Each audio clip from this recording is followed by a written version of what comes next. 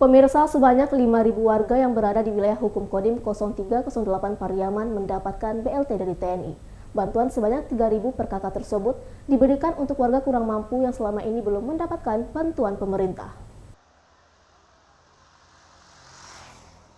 Ratusan warga yang mendatangi Mako Koramil 04 Sicincin ini salah satu dari 3 lokasi yang dijadikan tempat pembagian BLT bagi warga kurang mampu untuk wilayah hukum Kodim 0308 Pariaman.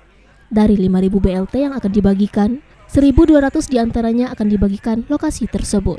Untuk mengantisipasi penumpukan, pembagian dilakukan 4 hari, bertujuan membantu masyarakat kurang mampu yang selama ini belum mendapatkan bantuan dari pemerintah, terutama untuk pedagang kaki lima dan nelayan. Selain Koramil 04 Sicincin, pembagian itu juga dilakukan di Makodim 0308 Pariaman dan Mako Koramil 09 Batang Anai. Belum pernah. Sekarang dapat bantuan? Ya. Berapa? 300.000. Dari mana nih? Dari Panglima TNI. Oh gitu.